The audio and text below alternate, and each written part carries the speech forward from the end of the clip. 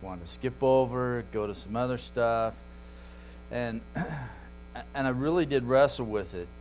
But it's interesting how those times where I'm apprehensive and I really just want to move on and I don't want to deal with something in the text, the Lord sort of has a way of making me stay there and deal with it.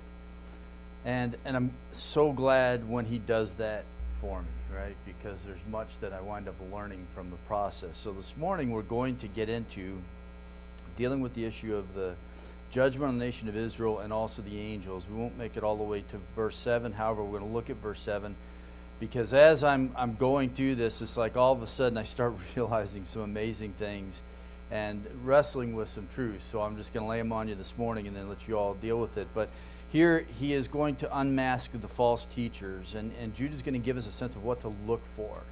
Because these individuals are so crafty and they come in the way that they do, Jude wants us to understand some of the characteristics that we can ascertain from their life and be able to understand who it is that we are dealing with. And I remind you the quote from Irenaeus. He said, "Error never shows itself in its naked reality in order not to be discovered. On the contrary, it dresses elegantly so that the unwary may be led to believe that it is more truthful than truth itself." The deception that's here that Jude deals with and lays out for us is he calls us in verse 3 to contend earnestly for the faith. And I remind you, this is for all of us to do that. As he gives the reason for why we must contend for the faith, continuously doing this and have it become a part of our life, is the fact that these individuals, verse 4, have crept in unnoticed, and they're going to come in this way. And I keep pondering on this because as he deals with the issue of this apostasy, and he is going to give us some characteristics to look for, we're reminded of the fact that the term that he uses here in extra-biblical Greek was used of lawyers who were very crafty in the courtroom, and they were easy to manipulate and infiltrate the minds of those who were sitting and listening to the case. And so Jude warns us that these individuals, they are very crafty, they are very cunning, and you're likely not going to see them coming. In other words, what we tend to think is when we deal with apostasy and such gross teaching as the things that are suggested by these individuals and the life that they live, at first we might think that they're going to be so obvious to us and so easy for us to see. But Jude warns us that they're not going to be that detectable up front. In other words, he talks about the fact that they denied the only Master and Lord Jesus Christ. And I'll just tell you, grammar-wise, the end of verse 4 there, the reference to only Master and Lord refer both to Jesus Christ. In other words, in Greek there is a rule, Grammar Sharp's rule, where he talks about the fact that if you have an article with two nouns that govern two nouns, and then you have a connective, kai, in between them, and a conjunction, when you have that particular grouping, then that article governs both those nouns. And not only that, but both those nouns refer to the same person. So when he is talking about the end of verse 4, the only Master, our only Master, and Lord Jesus Christ, Master, only Master, and Lord refer to Jesus Christ alone. Some have tried to insert God in there in reference to the Father, our God and only Master, but that is not what Jude says. It's not what Jude says. Theologically, it's easier for us to grapple with that. It's a little bit harder for us to understand only Master and Lord. Why does he word it that way? And I'll just suggest to you, as you read through Jude, look at how he references the Lord. Every time he speaks of the Lord, it is in the context of judgment. And in 2 Peter, Peter uses the same terminology in reference to Christ, and he makes it very clear that he refers to him as the Master. We're going to look at some more grammar this morning as we deal with the rest of this passage, but just to lay out for you, A.W. Tozer, in dealing with this passage and describing the aspect of apostasy and its underlying danger, A.W. Tozer says, "So skilled is error at imitating truth that the two are constantly being mistaken for each other. It takes a sharp eye these days to know which brother is Cain and which one is Abel." The craftiness of it, the subtleness of it. And this is nothing new because the Apostle Paul warned us that these false apostles, these false teachers, these deceitful workers, they masquerade as apostles of Christ. And no wonder, because Satan himself does the same thing. He masquerades as an angel of light. And so therefore it's understandable that his servants would do exactly the same thing. They're never going to come at you in a way in which you expect. They're never going to come at you head on. They're going to come at you, if you will, from the side. They're going to slip in the side door of your life. And now that we have internet and we have all of this stuff that can go online and all of these things and television, which they didn't have any of these things back then, but now that we have those, it's so much easier for these false teachers to infiltrate our homes. And at first they will sound great and amazing, and there's something new and something intriguing and interesting about their teaching, and then all of a sudden over time you will begin to realize. You'll begin to realize.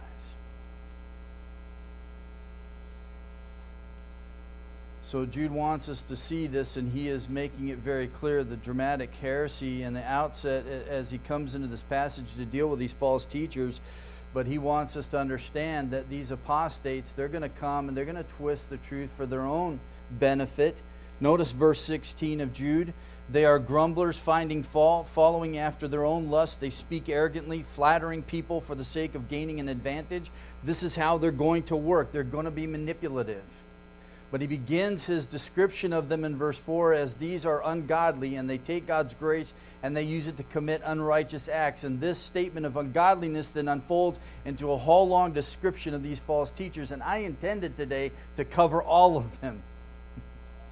Would have been a lot easier for me, but the Lord had other plans, and he halted me here at verses 5 through 7. And here Jude is going to give us some examples of apostates in the past. And he is going to begin a new section, although it is related to verse 4. So verse 4 is going to talk about the condemnation that is going to come. And in verse 5, he is going to describe the condemnation and also these false teachers.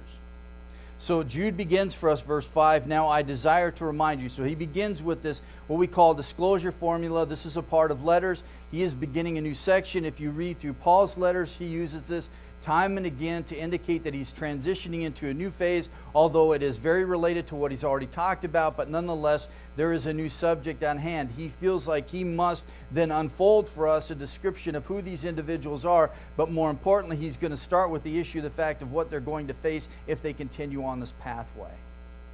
So Jude is going to give three well-known examples for us from the Old Testament. Now, just keep in mind, these are well-known examples. But at the same time, one of them has caused us much problem in earlier years, or latter years of the church. In the earlier years, not so much. But Jude is going to warn the readers of this letter. He's going to warn the churches that he's writing to then and to us now, the peril of this apostasy. And he's going to cite these illustrations of these past apostates and the fact that they were destroyed. And I find it interesting, the reference to the fact that they were destroyed, verse 5, talking about the nation of Israel and their unbelief. We're going to talk about what that means, destroyed. Because one might think immediately from English that he's talking about total annihilation. But that's not so. And the other thing that's interesting is that he is going to talk, verse 6, about the great day of judgment. He's going to talk about, verse 7, the eternal fire. All of that is a reality and awaits those who are going to be condemned, who do not receive the truth, and who have rejected Christ as their Lord and Savior. This is what awaits them if they do not repent. But at the same time, it's interesting the way that he begins to talk about the judgment. The first thing that he mentions, this destruction, is very intriguing to me. So we'll come and look at that. But he declares this condemnation in verse 4, and so he is going to illustrate this truth of this divine judgment, that it is not a novelty. This is nothing new. He goes all the way back to the early days of creation. He's going to even appeal to the prophecy from Enoch, and he is going to refer to the fact that this is not something new, and this is something that is ongoing. This is something that God is going to do, and he does and has done throughout history for those who have violated his established order. God has an order of things, and whenever we walk outside of the confines of that order, it brings chaos and destruction. Every time. So often in our lives, the messes that we make, there are messes because we step out of the order of things that God has designed to be. And then sometimes we sit and wonder, well, why do I have all of this catastrophe in my life? But at times it's because we have done this. We have violated God's order. And in the regards to these angels, we're going to see that they did that. The same with those in Sodom and Gomorrah. There is a set order. There is a specific design by God in which certain actions can be enjoyed with certain members in a certain context, within the context of marriage, and you don't violate that ever, ever, because it will have its consequences. Not merely just in the end, but they have them now, right? They have them now. So Jude wants us to understand this, and he wants to reveal the fact that even though God is so loving and so merciful, nonetheless, his love and mercy in Christ will not hinder him from dealing with those who are wicked in this way. He will not withhold his judgment. He cannot. He cannot. So he begins verse 5 with the case of the nation of Israel. This is Jude's settled desire. He says, now I desire, verse 5, I desire to remind you. This is his settled intent. This is bulamai.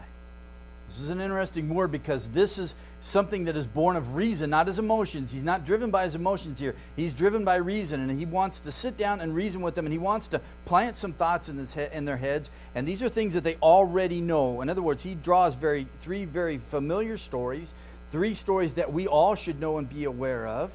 And he is going to jog our memory and bring these things about for us, but he desires that he puts them under their remembrance. It's an interesting term, this word to remind, verse 5. It is to put another in mind of something, to cause one to remember or bring one's mind. It is to jog one's memory. In other words, he's going to affirm the fact, verse 5, they already know these things. You know them once for all. You know these things, so this isn't something new. So he's just jogging their memory, and he's going to do it by means of association and similarity. He is going to talk about the fact that, see, God has done this in the past. He's going to do it in the future. He says, you know this. So it's an interesting thought. Think about this because, as pastors, there is this discussion that goes on and off over time, and it is something that we discuss, even theologians, but should in regards to the gospel presentation that we declare to the world, is a part of that gospel presentation, should we talk about judgment? Right? And my issue is, why wouldn't you?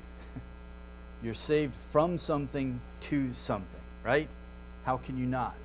However, those who are extremely learned, they think that this is something that is debatable. But look at Jude's writing. It isn't debatable.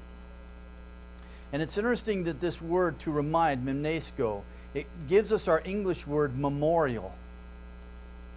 It's intriguing to me. Memorial, right? We all have memorials. And it's good for us to have memorials. We do in our life. We think of times like I can think of moments in my life when God was so faithful, so good, so gracious, right? I mean, I'm sure we could all sit down and just tell stories of moments in our life where we sort of in our minds establish this memorial to God's faithfulness, right? There was this couple I went to seminary with, the husband, Nigel and Serena, and they were from New Zealand, and they had this folder they would take around with them. And so one night they invited my wife and I over for dinner, and they sat down, they had this folder. It was interesting because it was just these moments that they kept record of how God was so, if you will, gracious to them, and the way that he provided for them and the way that he showed his faithfulness to them. But they just kept this record of moments in their life where God did that. We do that mentally. And this thing, it's healthy for us because what it does is it brings us around mentally. Sometimes when we're going through difficult times, right? I do this. I look back on times when God was so faithful in times past, and it brings my mind around to the right mindset, and it also brings my behavior around to the way that it needs to be. These things are vital for us. But it's interesting that Jude is going to do this, but he's going to use 3 very extreme examples. But he wants these to be memorials. Keep these things in your mind, and every once in a while you're going to bring them back before your mind's eye and remember these realities. So case 1 is the nation of Israel. And what's interesting about this particular moment in verse 5 is the fact that Peter is going to deal with the same illustrations to a degree. He is going to talk about divine judgment in 2 Peter chapter 2, verses 4 through 7, and God's judgment upon the wicked. It's interesting, though, that Jude has a different ordering of these accounts. Now, you can discover this by Jude alone, but it's just interesting when you realize that in God's progressive revelation, 2 Peter was written first, then Jude came.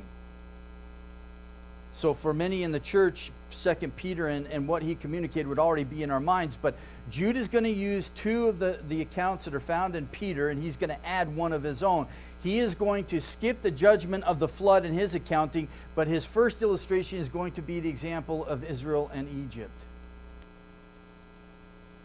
What's also interesting about Peter's three examples, he's going to give them in chronological order. So if you read 2 Peter, he's going to talk about fallen angels, the flood, and then Sodom and Gomorrah. Jude isn't going to do that.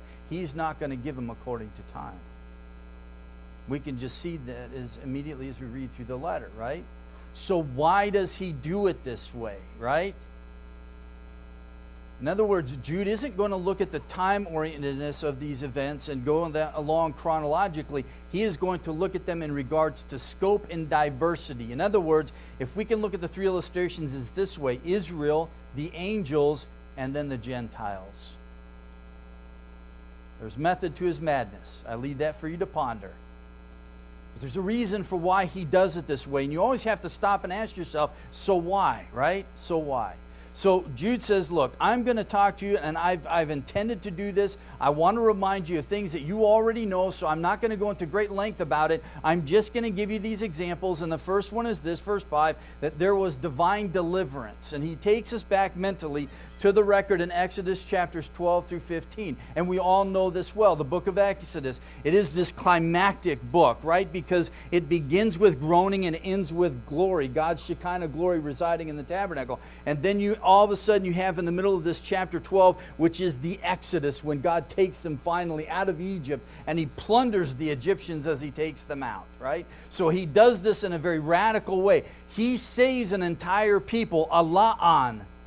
Now I'll just tell you, this Greek word la'an is used over and over in the Gospels to refer to the people of God. They are the la'an. And he reminds us of the fact that the Lord delivered them out of this slavery in Egypt. This whole entire nation. 2 million some odd people, right? We're talking mass exodus. And it wasn't, and sorry Walt Disney, but they're wrong about the Pharaoh. It wasn't Ramses. Amenhotep was the Pharaoh at the time, and it was during the 18th dynasty. This was the peak of Egyptian history.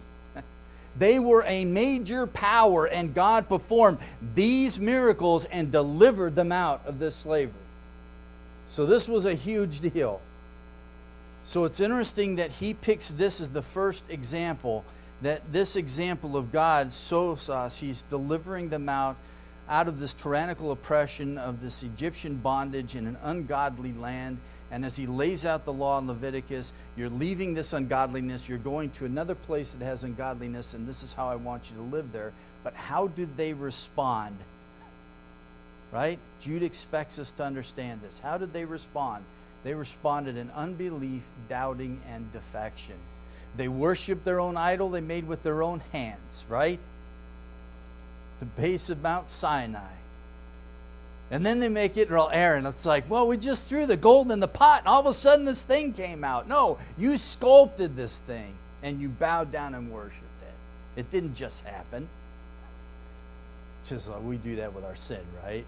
We act like it just happened to us. God's like, no, you sculpted this event in your life. You chose, you did, you designed it. You put yourself in the midst of this. Your problem, right? Deal with it. Be honest about it. Not only that, but they murmured against God instead of adoring him. I mean, he delivers them out of slavery, and they plunder the Egyptians. They walk away, not empty-handed, but just with a plethora of goods. I mean, imagine the amount of gold they had to have in order to make this calf, right? To worship this false god that they made. Well, where did they get it from? Not only that, but they rejected God's revealed presence with them. I'm here. I'm in your midst. I've led you all this way. I've taken you to the Red Sea. I've departed the sea. You've crossed over. You come to the other side. And even when you get to the other side, you still complain and murmur and all of this stuff. And so Jude expects us to know all of these things. So he says, verse 5, that I want to remind you of that which you already know. The Lord, after saving a people out of the land of Egypt, subsequently, his next act was he destroyed those who did not believe. Then came the judgment. Now, I just have to clarify. This is not an example of people being saved and losing their salvation.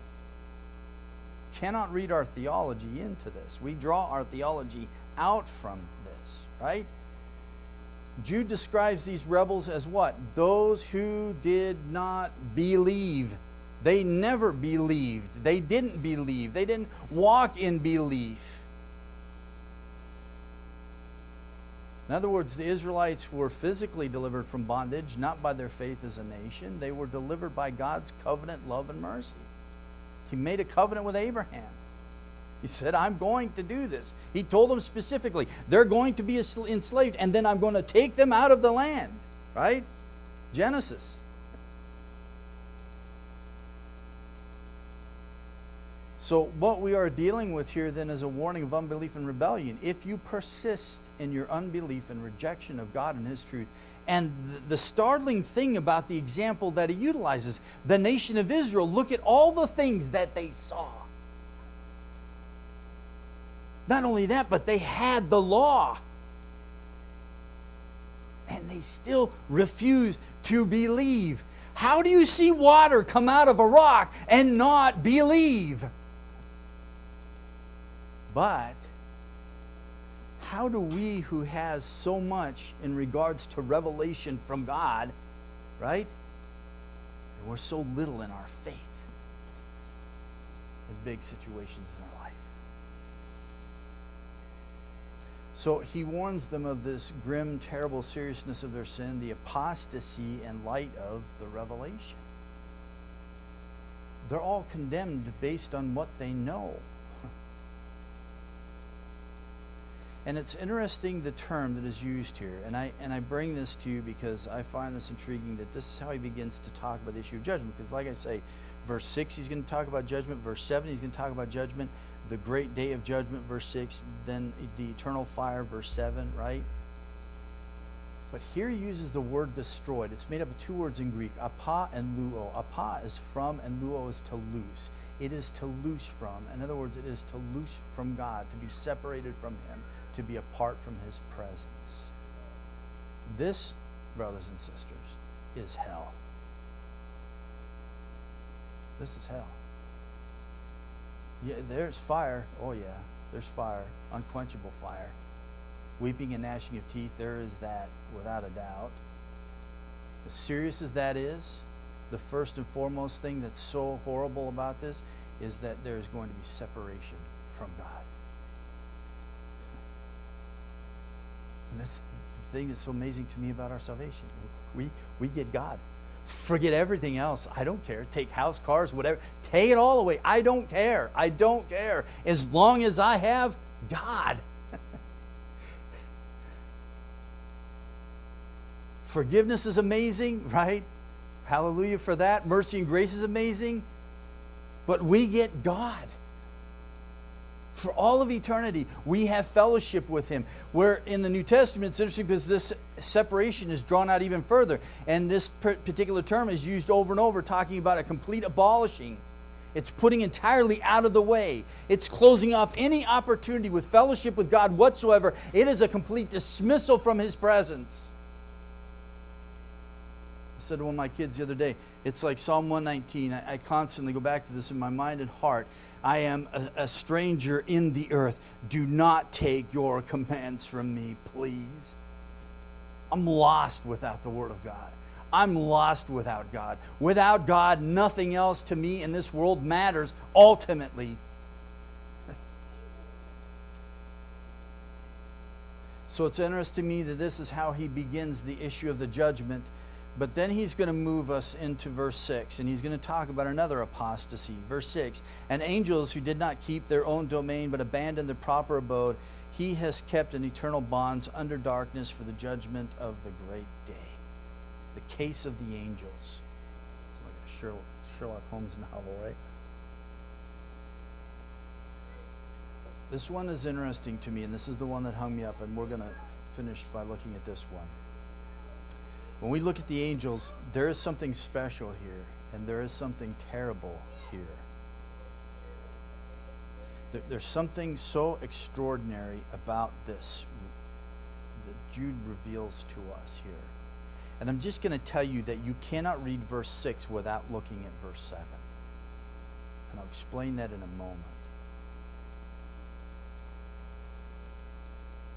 But hard thing to come to this passage, because it's like Jude's going to say some things that are going to boggle the mind, but they're true. It's like when he uses the terminology in the earlier verses, right? That we are in God the Father, beloved by God, right? He uses phrasing that isn't used anywhere else. It's unique, it's powerful, it's mind-boggling. He does the same thing when he makes a statement about Jesus Christ, our only master. And I'll just tell you, when you think about this, he isn't, when he references that he is the only master, it isn't in contrast to God the Father. It's in contrast to any other master.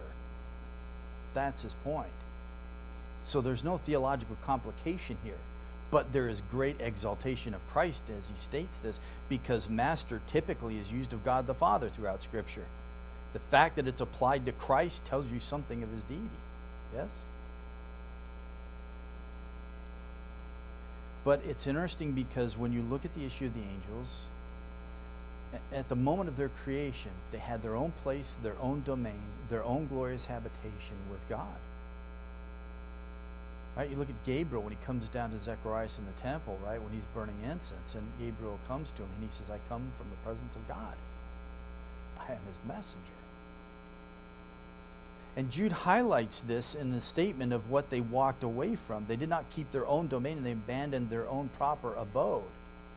Now let's begin with this, and we're going to start looking at this first part of verse 6. What is he talking about here? In other words, these angels, they have a high peculiar dignity, a particular domain given to them by God.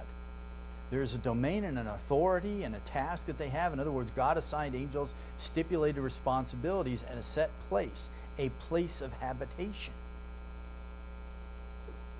And this is where they were to function. And it was conducive to the reality of their nature and character. In other words, when we look at 1 Corinthians 15, when Paul talks about the resurrection body, it's going to be different than this body because it's going to be conducive to the state in its existence and the nature of its existence. It's going to be eternal. Therefore, it must be adapted to that existence.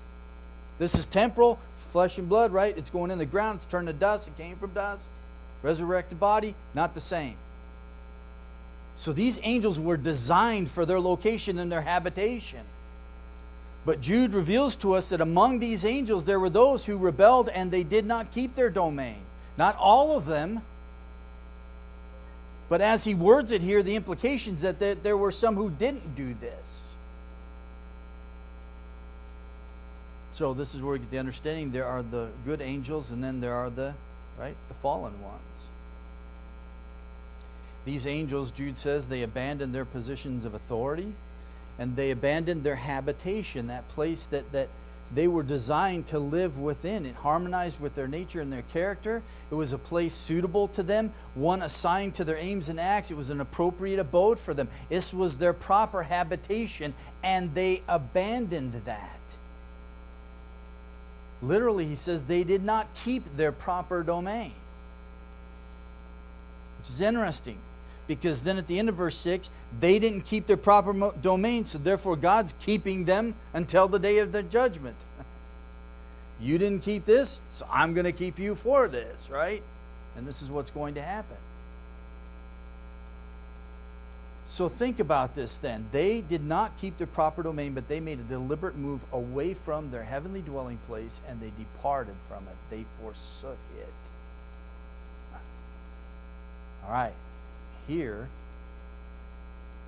is where the interesting part comes. Because in verse 7, Jude reveals that they gave themselves over to fornication, gross immorality, and they went after, verse 7, strange flesh. You say, wait a minute, man. Wait a minute. 7 is talking about Sodom and Gomorrah. Yes, it is. But he's also saying to us that the angels did the same kind of thing. They also went after strange flesh. Now, I'm going to unpack this for you, all right? I just have to go where the grammar takes me. All right? It's my theology imposed on this at all, right? I'm not one moment as I went through this passage in Jude did I ever think about Genesis chapter 6 till after the journey was done here. Okay? Just got to be honest with you. Didn't go there. Just said, what is Jude telling in this? So here's what happens in verse 7, and you can discern this in the English. Just as Sodom and Gomorrah and the cities around them, since they in the same way as these indulged in gross immorality and went after strange flesh. What does these refer to? I just have to tell you, verse 7, these is in the masculine. Therefore, the grammar tells me this word these in verse 7 cannot refer to the cities. It is feminine. So these is not looking to the cities. So the comparison isn't, right? So then we look at, well, maybe Sodom and Gomorrah. No, it can't grammatically look back to Sodom and Gomorrah either. Neither can it look back to the certain men in verse 4. It's too remote in the context. What is the antecedent to the statement, these, right? And he's going to come to these individuals in verse 8. So he isn't directly talking about them yet. Verse 8, he's going to, right? Yet in the same way, okay? So he's going to start talking about these people grammatically. By the grammar, the these can only refer back to the closest antecedent is the angels in verse 6, which is a masculine noun.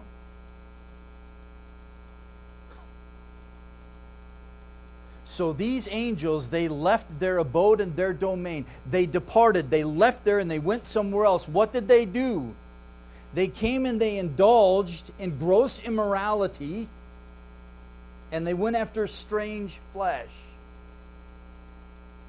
See why I didn't want to go here? Therefore, the comparison that Jude is making is with the angels of verse 6. Who committed the sin of gross immorality and going after strange flesh. This is what the grammar tells me. And he is saying those in Sodom and Gomorrah did the same exact thing as these angels did. They also indulged in gross immorality. They also went after strange flesh. So, to help you understand it, Mayor, and again, these I looked after the fact. Does anyone else grasp this, right? Am I standing alone on a limb here, right? Or do I have company? So I looked to Mayor, and he, a Greek grammar expert, says, like these, this is how he renders it, like these, i.e. the fallen angels. Or Solomon, he says, with these, that is, surely in like manner with the angels just referred to. Or Alfred, which is much clearer, I think, and he covers the whole entire thing. In like manner to these, the angels above mentioned, the manner was similar because the angels committed fornication with another race than themselves, thus also having gone after strange flesh. Do we get the picture now? They walked away from their abode and their domain, and they went and they did something they were not supposed to do. They entered into a different realm and did something, right, that was grossly immoral. The verbal expression, having gone after strange flesh, it denotes a departure from the laws of nature and in the acts practiced. In other words, they stepped away from what was natural for them as God designed it to be. They stepped outside of His order and they did something that was unnatural for them. The same with Sodom and Gomorrah. They did things that were unnatural. They were outside of God's design order. Men laid with men. Not only that, but they were so vile, they also laid with young men, boys, children, girls, and you name it, down the line. They were a debased people. I mean, the Romans are bad morally. But even the Mormons, when they went to Carthage, or the Romans, when they went to Carthage, they were shocked by the Carthaginians and the great depravity that existed there and the things that they discovered. These people were horrible people. The things that they did. They stepped out of their natural realm. We need that next Sunday, but just to say, right? This is what happens. This is how Jude explains it. They departed from the laws of nature in the acts that they did. They went after what he says, strange. Heteros. Points to something in it different in character and quality. Hence, then, we are told that these angels, they left their high domain. What it is that they did upon departing from their habitation, he tells us what they did. They lusted after forbidden things, and they went about the satisfaction of that lust. This is what they did. It seems sufficiently clear to me then, now that we step back from Jude, that what he is talking about, making reference to, is the account in Genesis chapter 6, verses 1 through 4. Now, I can give you a whole bunch of reasons why I can see it from Genesis, but just to tell you, everything that he is telling me here leads me there. Right? So, having left their habitation, they went after strange flesh, i.e., they went after the daughters of men. Now, if I look back at Genesis 6, the sons of God and the daughters of men, sons of God is easy. It's always used in reference to angels, save one occasion, and it's clear what the reference is. Every other time it's in reference to angels. So, I leave that for you to ponder, but this is such a powerful, right, reality. Jude says every time you step out of God's design order, right, destruction is going to come. That's our sin. That's our sin, right? You read Romans 3 in the description that which follows our sin is just death and destruction. It lays wake in our path. Why wouldn't we want restoration from this, right? And I'll just have to say, so I'm not completely standing on a limb, most early church fathers, they held to this interpretation of Jude. Not only that, but Josephus, who wasn't a believer, but Josephus, Jewish author and contemporary of Jude, actually refers to this passage, holds to the same thing, that these are fallen angels who came down and cohabitated in a way they ought not to. And throughout Jewish literature, rabbinical teachings, and on and on and on, this is the interpretation and understanding of Genesis 4. So, leave that for you to ponder, but this is heavy, right? This is heavy. And this helps us understand the seriousness then also of verse 7. Because of this, Jude says, God has to deal with it. They are being held for judgment, and it's from the get-go, right?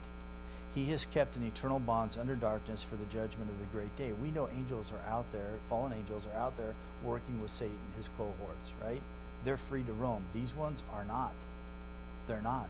From that moment on, they've been held in bondage until the final judgment. Now, I had to stop at that because it causes me to just be so thankful for the grace of God. And you might say, well, why is that? Do you realize that there's nowhere in Scripture where angels are called to repent or given an option to repent and have redemption? Nowhere.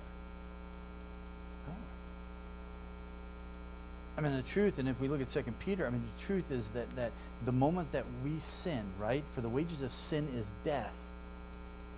The moment that I sinned, I was liable of death, right? I should have died. God should have taken my life. It would have been completely just for him to do that. But the fact that I'm still living and breathing and can partake of his grace and mercy, that is so amazing to me. The fact that I can repent and be restored, that I wasn't immediately just condemned to hell the first moment that I had an evil thought in my head at whatever age that was, right? The angels have no such opportunity. The moment they did this, they were banished and they're being held until that final day. Our God is so gracious to us, is he not? So gracious. So he holds them in judgment. They are kept, perfect tense. Same kind of wording that he uses about us as believers in the first part of Jude, right? We are kept by him, perfect tense, for Jesus Christ, the Son of God. These ones are being kept under darkness, bound for judgment in the great day. And the judgment of this great day is going to be a horrible, horrible day. God is revealing his wrath even now, but not like this. Not like this. This refers to the final judgment when all demons, Satan, and all the ungodly will be consigned to the lake of fire that is prepared for them. If you do not repent, this is your end. I don't know how this cannot be a part of our gospel presentation. I just don't know how. Because we all have been saved from this to something amazing, and that is heaven. Next Sunday we'll come back and look at the case of Sodom and Gomorrah, another joyful Sunday morning together. But aren't these amazing truths, right? And I'm so glad, although it's painful, that God halts me and keeps me from rushing forward when I want to rush forward, and he makes me stop and ponder these things, right? Amazing realities. Let's go to our Lord in prayer. Father, so thankful.